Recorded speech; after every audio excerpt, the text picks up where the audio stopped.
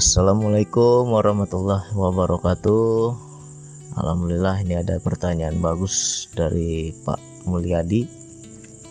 Sengaja saya jelaskan lagi via audio, mudah-mudahan lebih mudah dimengerti, mudah dipahami, dan bisa menjadi jawaban juga lah untuk kawan-kawan yang lain, ya kan. Kalau mengalami hal yang sama, mudah-mudahan terjawab. Jadi, mengapa ketika berzikir nafas rata-rata banyak yang mengalami lehernya tegang, kaku, ketarik ke atas. Di situ terkadang sakitnya luar biasa. Di sini yang harus kita pahami bahwa mungkin teman-teman banyak sebelumnya itu punya basic ilmu pernapasan, sehingga ketika mengamalkan DN bukannya mengikuti nafas tapi malah mengatur nafas, ya. Jadi ini saya mau buka sedikit rahasia nafas ini. Dalam ber-DN itu sebenarnya boleh kita mengatur nafas, tapi kalau kita sudah paham daya. Bagi pemula sangat wajib mengikuti nafas. Jangan coba-coba mengatur nafas. Karena kalau kita belum paham daya, di situ energinya tuh nggak terkontrol. Ibarat kata kayak motor sport, kita belum bisa menguasai motor itu, begitu ngegas lompatlah motor itu. Tapi kalau kita memang sudah terbiasa, sudah ahli mengendalikan dayanya, sudah bisa kontrol, ya enak kita, nggak tersentak-sentak, ya. Sangat banyak kawan-kawan itu rata-rata tersentak-sentak, kaget-kaget, apalagi ya ketarik ke atas sampai lehernya kaku, sakit, macam-macam. Disitulah pentingnya mengikuti aturan yang sudah ada. Kita membuat step by stepnya itu, mengarahkan itu kan kebaikan untuk pemula. Bagi yang pemula ya wajib ikuti aturan. Aturannya apa bang untuk pemula? Mengikuti nafas. Jadi ikuti saja nafas, agar apa? Agar relaksasi ikatan antara jasad dan jiwa itu renggang, sehingga jiwa bisa migras ke Allah, lepas dari jasad. Tapi kalau kita relaksasinya nggak ada, di situ jiwa kita migras, ikatan jasad masih kuat, sehingga jasad juga ikut terangkat, ketarik. Makanya disitulah leher kita kaku, tegang. Ya itu juga sebenarnya pelajaran mati. Kalau kita mati nggak pasrah, begitu juga tegangnya. Ya, jadi kita ambil pelajarannya. Coba lihat orang yang mati dicabut paksa itu nyawanya, jiwanya ditarik paksa, tegang. Karena apa? Antara jiwa dan jasad belum lepas, ikatannya masih kuat, dicabut tiba-tiba ya tegang. Tapi kalau memang dia sudah rileks, sudah siap, betul dia mau kembali kepada Allah, mudah. Begitu juga dalam DN. Kenapa ada yang gampang masuk kepada jiwa, ada yang masih di jasad tapi kaku leher kita. Nah disitulah pentingnya berbagi. Bagus ini macam Pak Mulyadi berbagi pengalaman, jadi biar kita bisa arahkan. Jadi bagi teman-teman yang lain kalau mengalami hal yang sama, kaku bang, sakit leher saya bang, nah itu coba diperhatikan, nafasnya diatur atau bagaimana, mengikuti nafas atau mengatur nafas. Jangan coba-coba mengatur nafas, di situ dayanya besar. Tapi kalau kita sudah ahli, sudah terbiasa, ya nggak apa-apa. Tapi kalau belum, jangan coba-cobalah.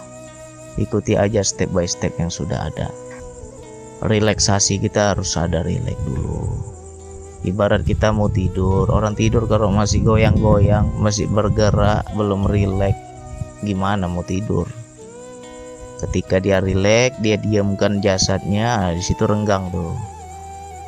pelan-pelan lepas ya. Terus tadi pertanyaan yang satu lagi tentang bedanya duduk dengan berbaring. Kenapa ya Bang beda sekali antara DN duduk dengan DN berbaring? Ya jelas beda lah. Relaksasinya juga beda. Kalau DN duduk kita itu terkadang gangguan jasad itu luar biasa.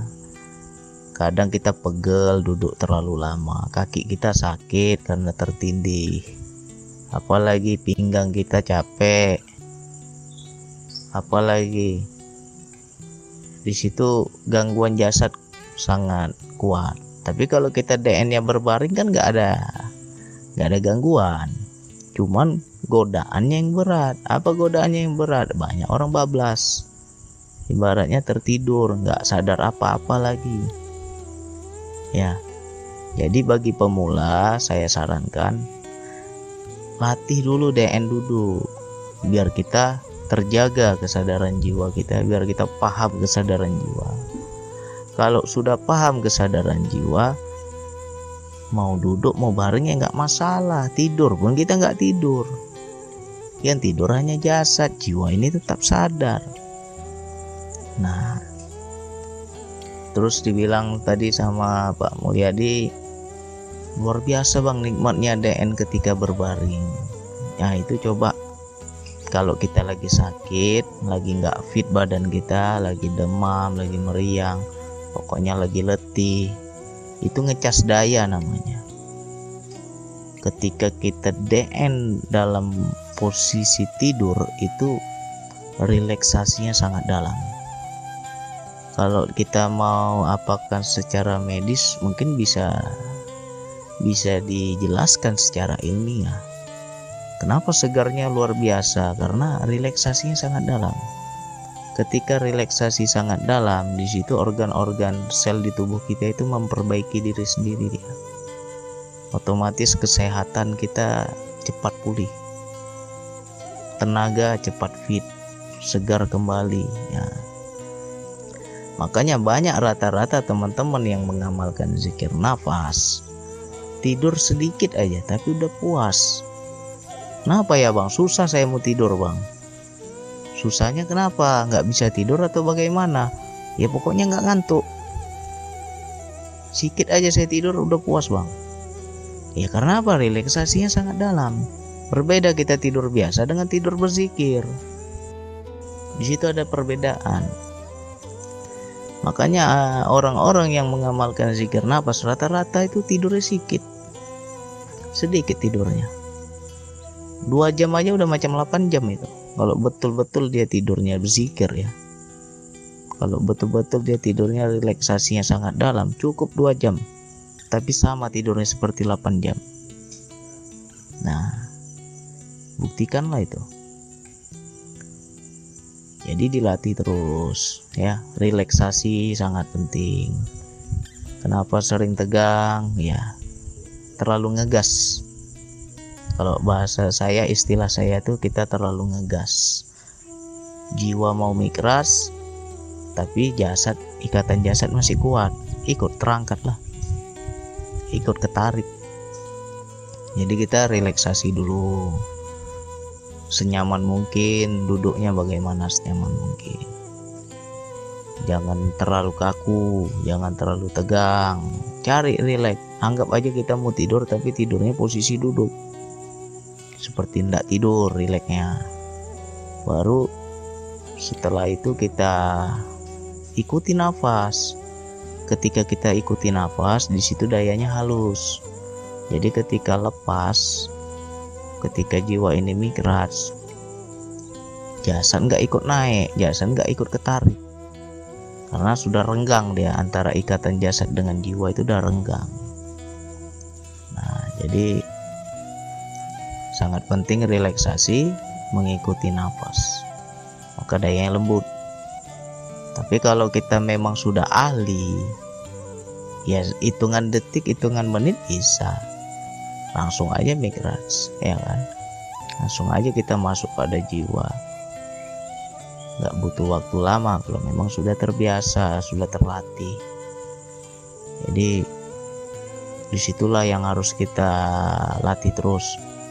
Bagi pemula usahakan 30 menit ke atas, karena 30 menit ke bawah itu belum rileks kita, masih pikiran masih main, apalagi jasad kita masih risih, duduk kita masih belum nyaman. Tapi kalau udah 30 menit ke atas, di situ sama juga lah kayak orang tidur. Bisa nggak orang tutup mata langsung tidur? Karena ada proses.